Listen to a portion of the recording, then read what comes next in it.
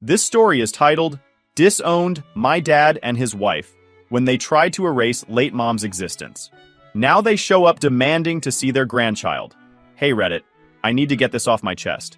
I've been carrying this for 10 years now, and I feel like I'm losing my mind.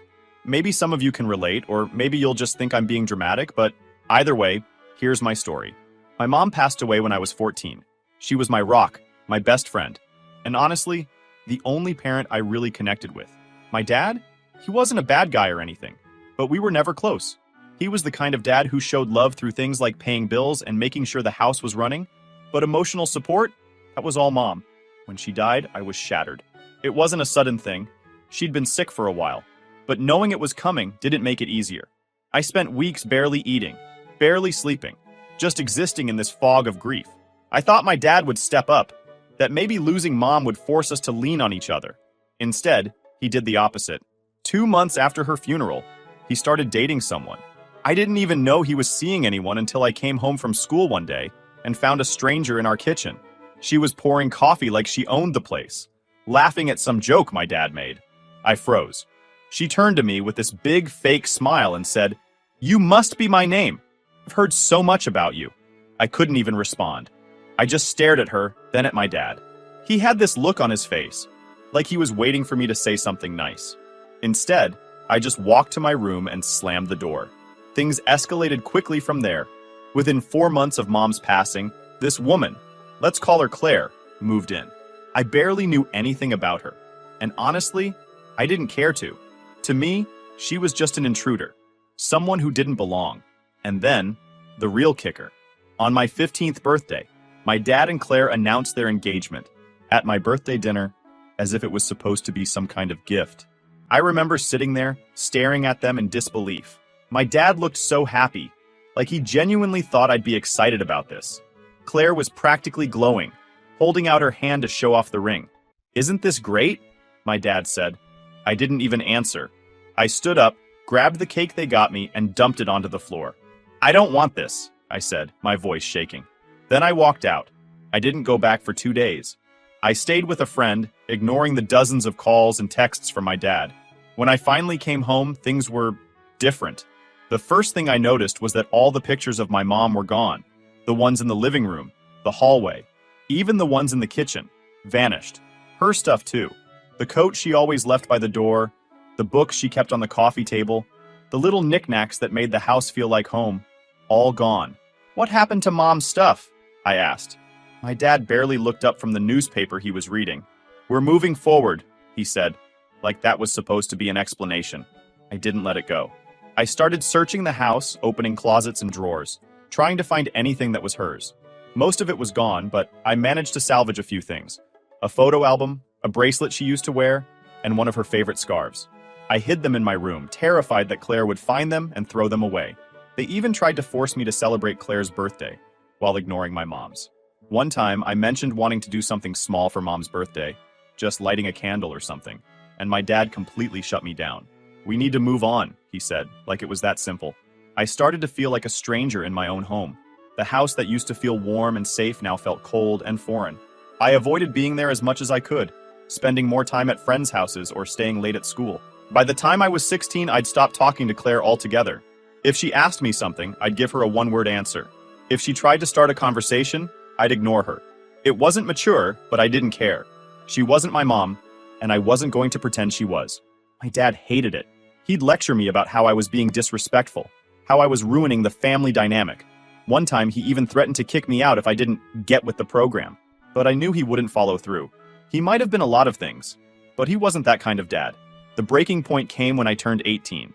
I packed my bags and left for university, cutting off as much contact as I could. I didn't look back. At the time, I thought that leaving would be the end of it. I thought I could finally move on and start fresh. But I was wrong. I've thought a lot about why Claire bothered me so much. Aside from the obvious, she wasn't a bad person. Not really. If anything, she was overly nice. Fake nice. The kind of nice that feels more like an act than something genuine. She'd bake cookies and leave them in the kitchen for me, even though I never touched them. She'd ask how school was, even though I'd ignore her. She even tried to buy me gifts, like she thought she could win me over with stuff. But that's the thing. None of it felt real. It all felt like a performance, like she was checking off a list of mom things she thought she needed to do. It didn't help that she completely overstepped every boundary I tried to set. One time I was in my room, looking through an old photo album I'd saved from when my mom's stuff was cleaned out. Claire walked in without knocking and saw me holding it. "Oh, you have pictures of your mom," she said, her voice soft, like she was trying to be comforting. "You know, I'd love to see those sometime." I snapped the album shut and glared at her. "Why? She's not your family?" The way her face twisted, like I'd slapped her, would have been funny if I wasn't so mad. She left without saying anything, but later that night, my dad let me have it. "She's trying my name," he said, pacing the living room like a maniac. "Do you have any idea how hard this is for her? You're making this impossible." "She's making it impossible," I shot back. "She's not my mom, and she never will be." That became our regular argument. Claire would push, I'd push back, and my dad would explode. It got to the point where I barely spoke to either of them. The hardest part was how lonely I felt.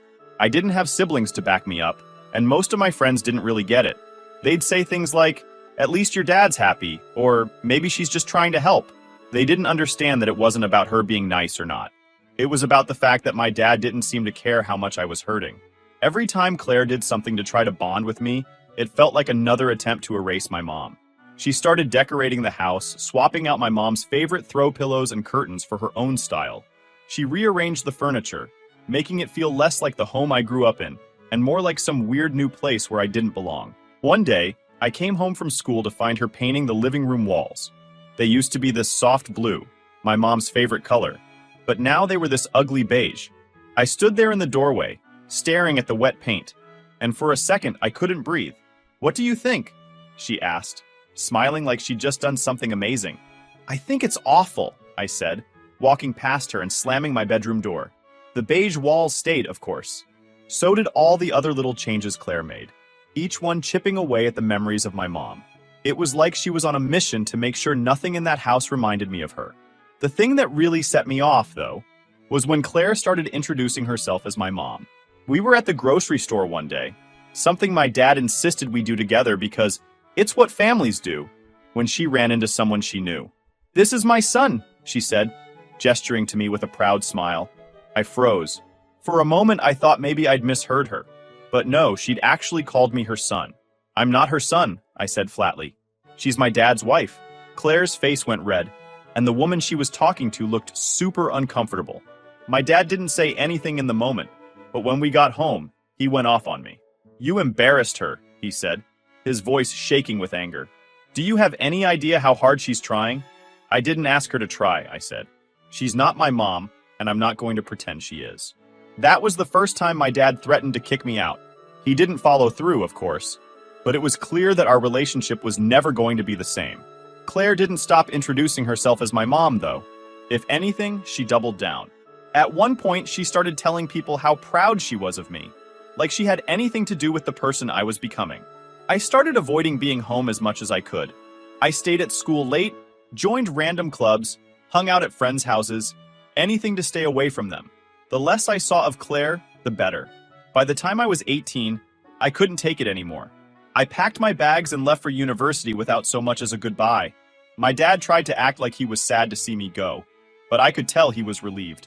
Without me around, he and Claire could play house without any interruptions. I thought leaving would be the end of it, that I could finally start fresh. But of course, it wasn't that simple. Leaving home at 18 felt like stepping out of a prison. I didn't even cry when I left. My dad gave me one of those awkward side hugs and said, "You'll visit for the holidays, right?" I mumbled something non-committal and left without looking back. Claire didn't even try to hug me. She just stood there smiling like she was sending her own kid off to college. It made me sick. At first, life away from them was bliss. I threw myself into school, made some great friends, and started to feel like I could finally breathe again. I stayed in touch with my dad, but only just enough to keep things civil. I called maybe once every couple of months, and even those calls were short. I avoided talking to Claire entirely. For a while, it seemed like they'd accepted the distance. I'd get the occasional text from my dad, usually something generic like, "Hope you're doing well," or "Your stepmom says hi," but that was it. No pressure, no guilt trips. I started to think that maybe, just maybe, they were finally letting me live my life. Then I met my fiancé. We met during my junior year, and I fell hard. She was everything I didn't know I needed. Smart, kind, and endlessly patient with all my baggage. I told her about my family pretty early on, and she didn't judge me for it. If anything, she encouraged me to set even firmer boundaries. "You don't owe them anything," she said. When we got engaged, it felt like a fresh start. I wasn't planning to tell my dad at all, but word got back to him through mutual acquaintances. That's when the chaos started. The first thing I got was a text from my dad. "You're engaged? Why didn't you tell us?" I ignored it. A couple of hours later, Claire called. I didn't pick up, but she left a voicemail.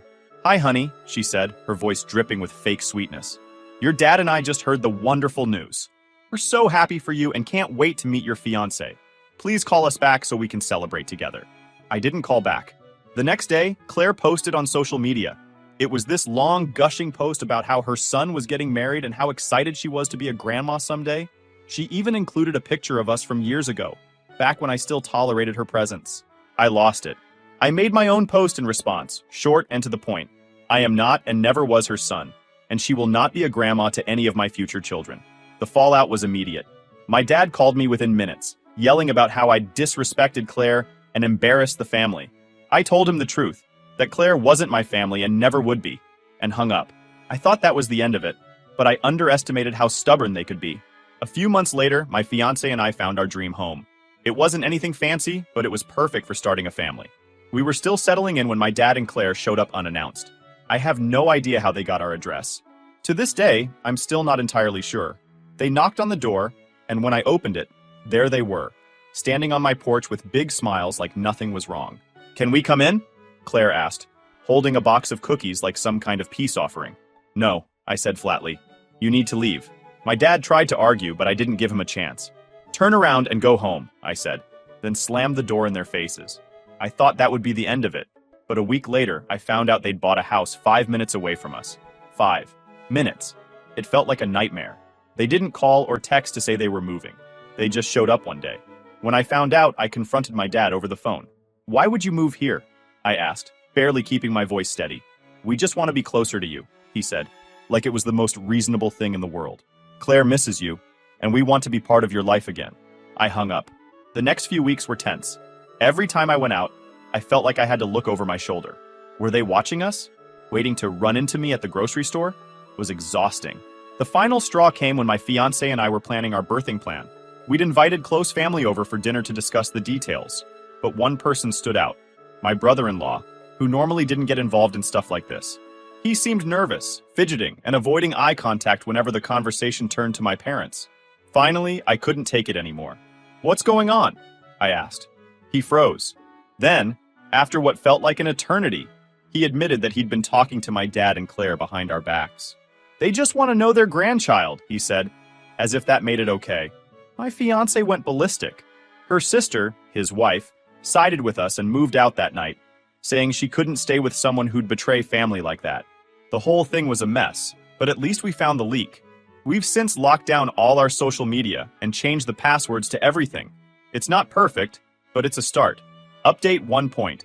Hey Reddit, if you've been following this, you already know my dad and his wife moved 5 minutes away from us. Uninvited and unwanted. That alone was bad enough, but things didn't stop there. It felt like they were determined to force themselves into my life, no matter how many times I told them no. At first, I tried to ignore them. I thought, okay, maybe they'll get bored and leave us alone. But that hope didn't last long. A couple of days after I confronted my brother-in-law about leaking our address, I noticed my dad driving by our house. At first, I thought it was a coincidence. Maybe he was just passing through. But then I saw him again, and again. It wasn't just him either. Claire showed up at our door twice, always with some excuse. The first time, she claimed she wanted to drop off a welcome to the neighborhood gift, a plant I didn't want and didn't keep. The second time, she came with a handwritten note about how family is the most important thing in life. I didn't open the door either time. I watched her through the peephole as she knocked and called out, "We just want to talk." Eventually, she gave up, but it didn't feel like a victory. It felt like a battle in a war I didn't sign up for. One of the most unsettling things they did was show up at places my wife and I frequented. My wife and I are creatures of habit. We like to go to the same cafe on weekends, the same park for walks, the same grocery store for weekly shopping. Suddenly, my dad and Claire were showing up at all of those places. At first, I thought it was a coincidence. But how many coincidences can you have before it starts feeling intentional? One weekend, my wife and I were at the park, enjoying a quiet afternoon, when we spotted them sitting on a bench about 20 feet away. They didn't approach us or say anything. They just sat there, watching. The same thing happened at the grocery store. We were in the produce section when Claire bumped into us. "Oh, fancy seeing you here," she said, her voice dripping with fake enthusiasm. I didn't even respond. I just grabbed my wife's hand and walked away. The worst was when they showed up at the cafe. My wife and I were sitting by the window, talking about baby names when my dad walked in. He ordered a coffee, then sat at a table directly across from us. He didn't say a word, just sat there sipping his coffee and staring.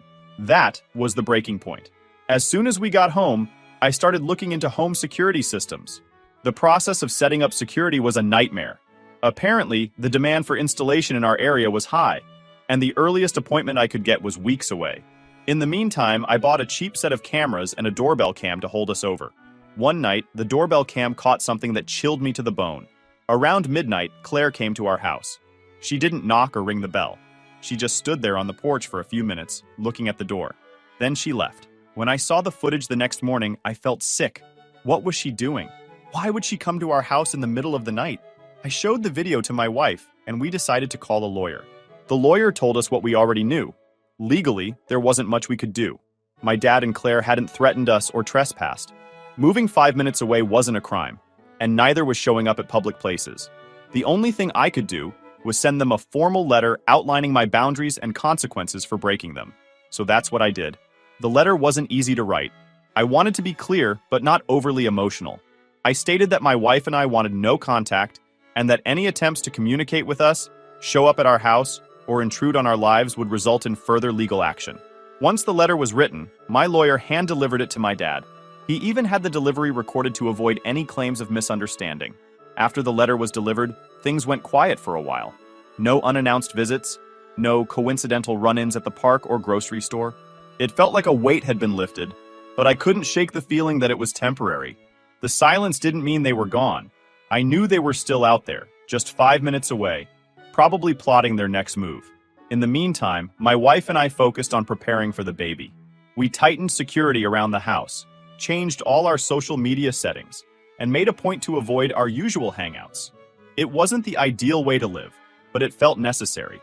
Even now, as I write this, I'm constantly looking over my shoulder. I don't know if my dad and Claire have truly given up, or if they're just waiting for the right moment to try again. All right, everyone, before we dive into the final update, I have a small request. We put a lot of effort into finding these incredible stories for you every single day, and your support means the world to us. If you enjoy our content, please consider subscribing to the channel. It really helps us grow and allows us to continue bringing you more amazing stories. Now let's move to the last update. Final update. Hey Reddit, here's the final update. First, I want to say thank you to everyone who's commented, messaged, or just taken the time to read my story. Your support has been a lifeline through all of this. Things have taken some unexpected turns, and I wanted to share what's happened since the last post. After my lawyer delivered the letter, I thought the situation might finally settle down. And for a couple of weeks, it did. No surprise visits, no stalking, no awkward run-ins at the cafe or park. My wife and I were cautiously optimistic, but deep down, I couldn't shake the feeling that it wasn't over. The quiet was broken when my wife's sister, who had been staying with us since the brother-in-law debacle, called me while I was at work. She said my dad and Claire had come by the house while I was gone. They just knocked on the door like nothing was wrong, she said, her voice shaking. They wanted to talk about the baby. She didn't let them in, thank God, but the fact that they'd shown up again, after explicitly being told not to, sent me into a rage. I left work early and called my lawyer on the way home. The lawyer advised me to gather evidence of their continued harassment. Fortunately, I'd been documenting everything: the doorbell cam footage, screenshots of Claire's social media posts, and even a record of the times we'd seen them at public places. The visit that day was just another piece of the puzzle.